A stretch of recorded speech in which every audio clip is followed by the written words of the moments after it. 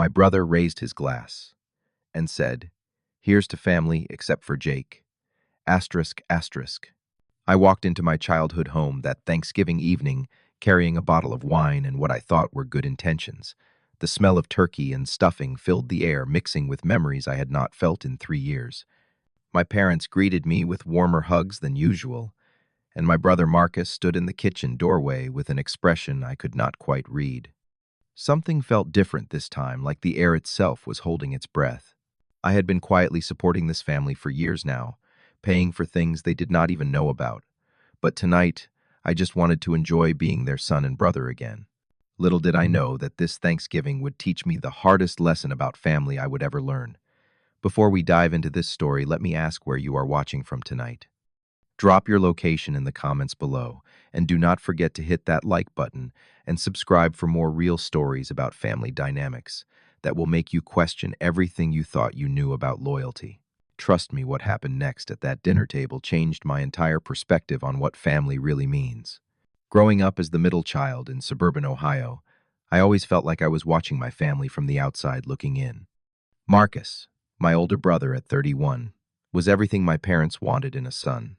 Star quarterback in high school, homecoming king, the kind of guy who could walk into any room and own it within 5 minutes. He had this natural charisma that drew people to him like magnets, including our parents, who never missed an opportunity to brag about his achievements to anyone who would listen. Then there was Sarah, my younger sister at 25, the baby of the family and the artist. She had this free spirit that let her get away with practically anything. Missed curfew, forgot to do chores, spent money on art supplies instead of textbooks, and somehow our parents would just smile and call it creative expression. She had these big dreams of becoming a professional painter, and everyone in our family supported her unconditionally. Me, I was Dominic, the quiet one who spent most of his time in his bedroom with computer manuals and programming books. While Marcus was throwing touchdown passes and Sarah was painting masterpieces, I was learning code and dreaming about building something that mattered. My parents never discouraged me exactly, but they never seemed particularly interested either. When I talked about technology or showed them a program I had written, they would nod politely and then change the subject to Marcus's latest sales numbers or Sarah's newest art project. The real turning point came 5 years ago, when Dad lost his job at the manufacturing plant where he had worked for 23 years. The company downsized, and suddenly our family went from comfortable middle class to barely scraping by. Mom took a part-time job at a local retail store, working evenings and weekends just to help make ends meet. I watched my parents stress about mortgage payments, car repairs, and basic groceries, trying to maintain their dignity while their world fell apart around them. That was when I made a decision that would define the next 5 years of my life. I had just started my tech consulting business, and while the money was not huge at first, it was steady and growing. Instead of buying myself a nicer apartment or a better car, I began quietly funneling money back to my family. I paid off their mortgage in full, telling them it came from a life insurance settlement when Grandpa passed away. I started covering Marcus's car payments, letting him believe his girlfriend's wealthy family was helping out. I took care of Sarah's art school tuition, creating fake scholarship letters so she would think she had earned financial aid. The beautiful thing was watching the stress disappear from my parents' faces. Dad could sleep at night again, and Mom quit that retail job to focus on taking care of the house. Marcus could keep his nice car and maintain his image as the successful older brother. Sarah could pursue her dreams without worrying about student debt. For 3 years, I kept this secret, sending anonymous gift cards to restaurants, paying for family vacations through travel vouchers.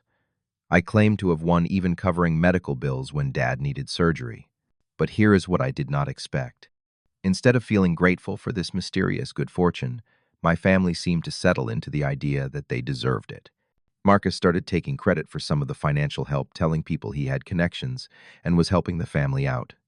Sarah began assuming that good things just happened to her because she was special. And my parents, while relieved, never seemed to wonder too hard about where all this help was coming from. I told myself it did not matter. I was making good money. I was single with no major expenses, and seeing my family happy was worth more than any recognition. But deep down, something was starting to eat at me. I was the invisible benefactor, the ghost in the machine, making everyone's life better while remaining completely unseen. This particular Thanksgiving started like any other family gathering, but I could sense something different in the air from the moment I walked through the front door. Marcus had arrived earlier with his girlfriend Jennifer, and he was holding court in the living room, regaling our parents with stories about his success at the car dealership where he worked in sales. He had on a new watch that probably cost more than most people's rent, and his clothes looked like they came from stores I knew he could not afford on his salary. As we sat down for dinner, the conversation naturally flowed to everyone's accomplishments over the past year. Marcus dominated the discussion, talking about how he was the top salesperson at his dealership for the third quarter running. He described closing deals that other salespeople could not touch, building relationships with customers that led to referrals and repeat business. Mom and Dad hung on every word, asking follow-up questions and beaming with pride at their successful older son. Then Marcus started making little comments about me. Nothing too harsh at first, just gentle ribbing about how I spent too much time alone, how I needed to get out more and socialize like he did. Dad chimed in, suggesting that I should take some lessons from Marcus about networking and building relationships. The implication was clear. Marcus was the people person, the one who knew how to succeed in the real world, while I was just a computer nerd who got lucky with some technical skills. Mom joined the conversation, mentioning how Marcus always brought Jennifer around for family events, how nice it was to have another woman in the house, and how she hoped I would find someone special soon. The subtext was obvious. Marcus was building a normal, healthy relationship while I was alone and probably lonely. Sarah added her voice to the chorus, talking about how Marcus had helped her make connections in the local art scene, introducing her to gallery owners and collectors who might be interested in her work. As I listened to all of this, something started clicking in my brain. The expensive watch Marcus was wearing looked exactly like the one I had seen in a catalog from a jewelry store where I had sent an anonymous gift card months earlier. The connections Sarah was talking about in the art world. I had donated money to several local galleries and art organizations using fake names, but always mentioning that I had a talented sister who deserved opportunities. Even the confidence Marcus had about his financial situation made more sense when I realized he thought his car payments were being covered by Jennifer's family money. I started paying closer attention to the details of their stories. Marcus mentioned taking our parents out to an expensive steakhouse for their anniversary, the same restaurant where I had sent them a gift certificate. Sarah talked about getting into a summer art workshop that was normally too expensive, not realizing I had quietly sponsored her spot. Even small things like the high-quality coffee beans in the kitchen and the premium cable television package were things I had arranged anonymously. The realization hit me like a physical blow. Not only was my family completely unaware of everything I had done for them, but Marcus was actively taking credit for my generosity.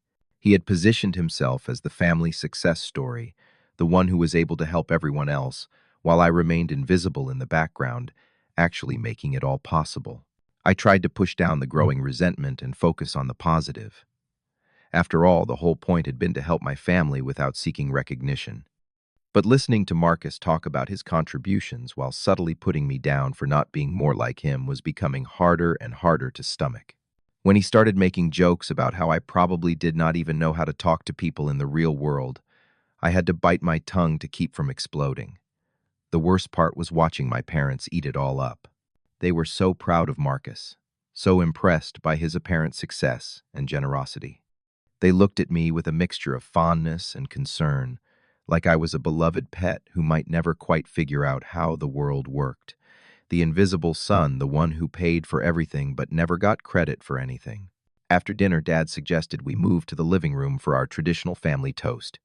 This had been a Thanksgiving ritual for as long as I could remember. Everyone would grab a glass of wine and we would take turns sharing what we were grateful for and toasting to family bonds. Usually it was a warm, fuzzy moment that reminded us why we loved each other despite all our differences. Marcus stood up first, clearly relishing his role as the family spokesperson. He had been drinking steadily throughout dinner, and his cheeks were flushed with alcohol and confidence. He started his toast in the typical way, talking about how grateful he was for family, how important these bonds were, how success meant nothing without people to share it with. Mom and Dad were nodding along, smiling at their golden child as he held court. But then his tone shifted slightly. He started talking about how some people in the family really understood what it meant to contribute, what it meant to step up and take care of the people you loved. He looked directly at me, as he said this, and I could see something cold and calculating in his eyes that I had never noticed before. This was not just casual sibling rivalry. There was real malice behind his words. Then he delivered the line that would change everything. Here's to family, except for Jake the failure who thinks money makes him worth something.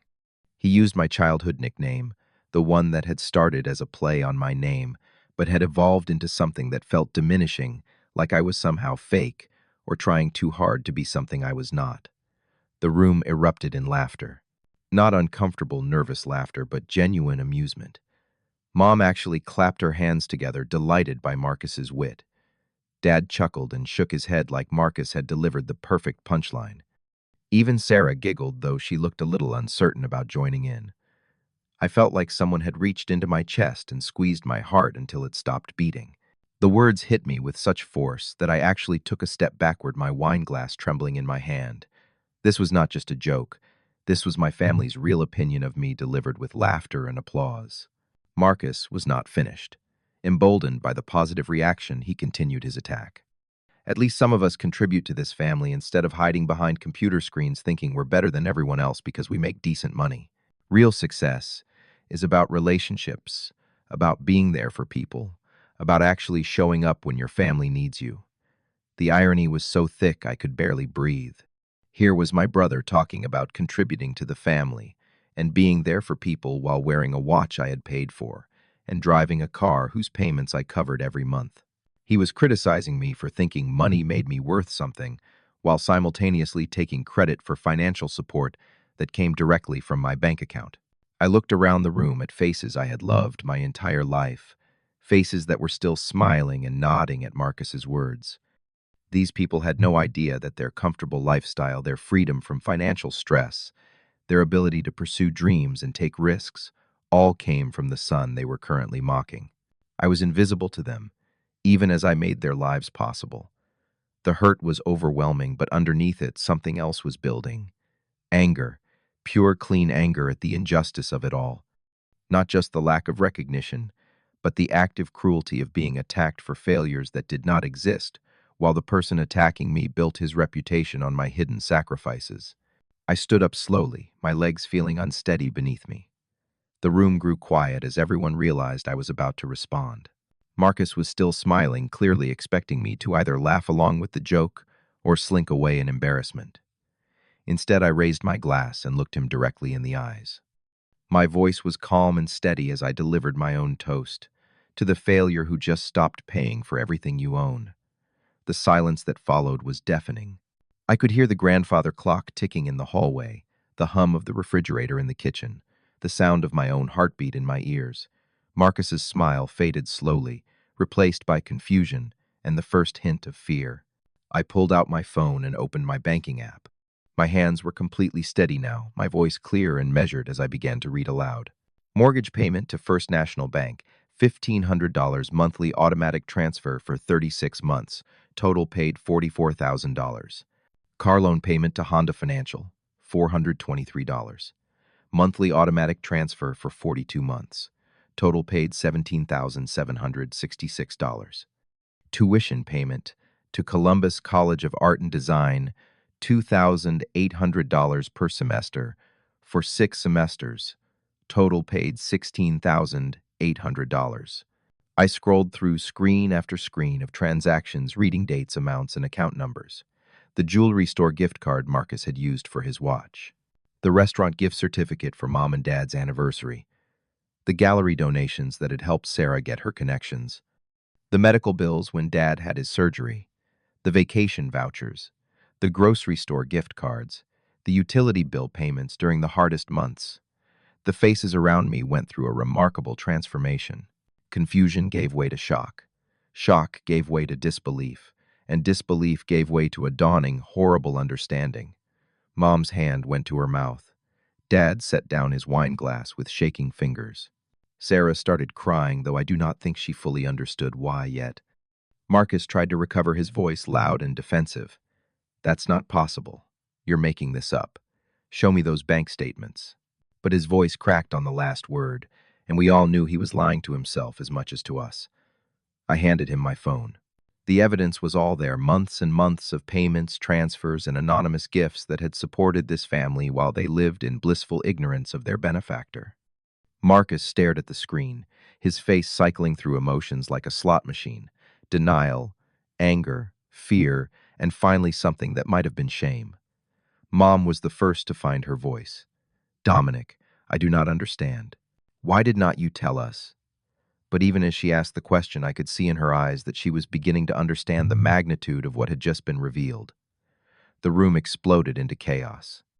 Everyone was talking at once. Voices raised accusations, flying the careful family dynamics of 30 years crumbling in real time. Marcus was still trying to deny what could not be denied. Dad was demanding explanations. Sarah was sobbing, finally understanding that her brother had sacrificed his own comfort to pay for her dreams. I finished my wine in one long swallow, set the glass down on the coffee table, and walked to the closet to get my coat. Behind me, my family was falling apart, but I felt calmer than I had in years. The secret was out. The lie was over. And for the first time in my adult life, they could see me clearly. I walked out of that house into the cold November night and drove straight to a hotel downtown. For the first time in 3 years, I slept through the night without checking my phone for family emergencies or thinking about bills that needed paying. The silence was remarkable. The next morning brought a flood of calls and texts that I ignored. Marcus left voicemail after voicemail, his tone cycling from angry to pleading to something approaching actual remorse. Mom sent long text messages trying to explain and apologize. Dad called repeatedly, his voice thick with emotion I had rarely heard from him. Even Sarah drove to my apartment and pounded on the door until my neighbor told her I was not home. But I was done. Not just with supporting them financially, but with the entire dynamic that had made me invisible for so long. I canceled every automatic payment, closed every anonymous account, and stopped every recurring gift that had been flowing to my family for 3 years. If they wanted to maintain their lifestyle, they would have to figure out how to do it without their secret benefactor. The first few weeks were hard. I felt guilty every time I thought about Mom and Dad struggling with bills again, or Sarah having to take out student loans, or Marcus losing the financial safety net he did not even know he had. But I also felt something I had not experienced in years: freedom. Freedom from the responsibility of carrying everyone else's dreams on my shoulders. Freedom from the exhaustion of giving everything while receiving nothing in return. I threw myself into my work with renewed energy, but I also started doing things I had never made time for before. I joined a hiking club and discovered I loved spending weekends in the mountains. I started taking cooking classes and found out I had a talent for French cuisine. Most importantly, I began dating seriously for the first time in my adult life, meeting women who saw me for who I actually was, rather than who my family thought I should be. 3 months after Thanksgiving, Marcus's car got repossessed. Mom called crying to tell me about it. Not asking for help exactly, but clearly hoping I would offer. I listened sympathetically and suggested he look into used car lots with financing options. The next month, Dad called to let me know they were having trouble with the mortgage payments again. I recommended a financial counselor and wished them luck. Sarah was the hardest. She had to drop out of art school and take a job waiting tables to pay for community college classes. But something remarkable happened. She discovered she actually enjoyed working with people, and her art became more grounded and authentic when it was something she had to fight for rather than something that was handed to her. 6 months after that Thanksgiving disaster, Marcus called me. Not to ask for money, not to make excuses, but to apologize. Really apologize. He had been going to therapy, he told me, trying to figure out why he had been so cruel to the person who had done the most for him. He talked about jealousy and insecurity, about how my quiet success had made him feel like less of a man, about how much easier it was to tear me down than to build himself up. The conversation lasted 3 hours. We talked about childhood dynamics, about the pressure he felt to be the golden child, about how invisible I had been willing to make myself just to avoid conflict. It was not a complete reconciliation, but it was a start. For the first time in our adult lives, we saw each other as real people with real struggles, instead of just playing the roles we had been assigned since childhood. A year after that Thanksgiving, my parents wrote me a letter.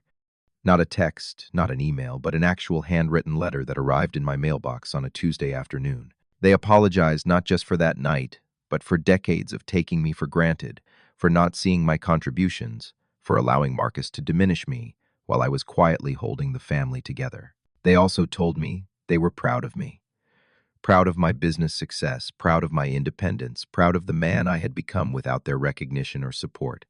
It was the first time in my life I could remember them acknowledging my worth as their son, rather than just tolerating my presence as a family obligation. I did not immediately forgive them. Forgiveness, I learned, is not something you do once and then it's over. It is a choice you make every day, sometimes every hour, to let go of resentment and build something new. But I started visiting again carefully and with boundaries firmly in place. I paid for my own meals when we went to restaurants. I bought my own gifts for birthdays and holidays.